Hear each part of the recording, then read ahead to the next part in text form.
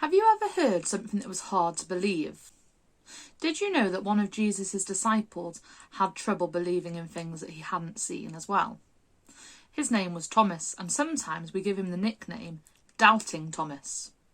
Not really a very good nickname, is it? I wouldn't like to have that name. But I wonder, is he really that much of a doubter? What would he say about these amazing animal facts?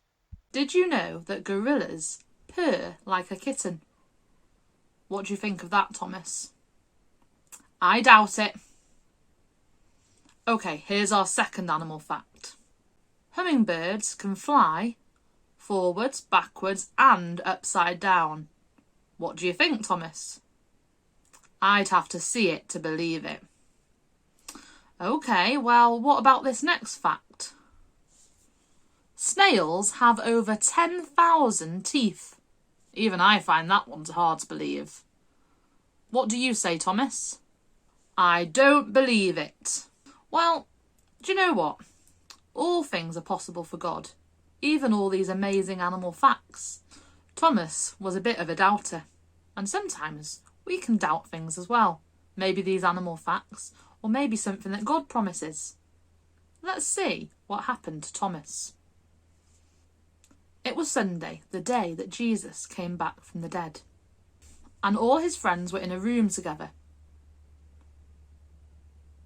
They had seen the empty tomb earlier that day, but Thomas hadn't been with them.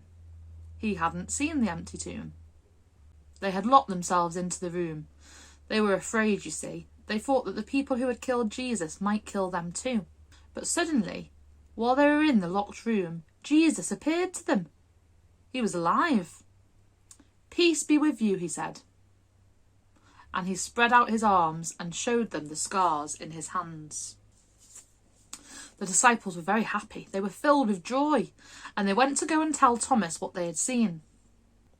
But Thomas did not believe. He said, "I will not believe until I see it with my own eyes, until I have put my hands into the nail marks." The next week the disciples were together again in the room, and this time Thomas was with them. And once again the door was locked because they were still afraid. And Jesus appeared before them. "Peace be with you," he said. "Thomas, touch my hands. See the scars. Stop doubting and believe." Thomas said, "My Lord and my God."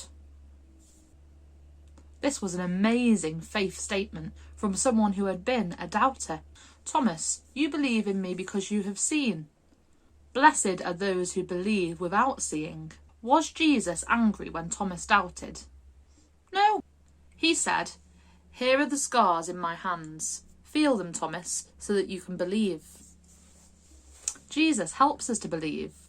He's not upset or angry if we struggle. All we need to do is come to him and ask him. There's another story in the Bible about a man who asked Jesus to heal his daughter. And Jesus says, "Anything is possible for those who believe. Do you believe?" And he said, "I do believe, but please help my unbelief." He knew that he needed help with his faith, his belief in God.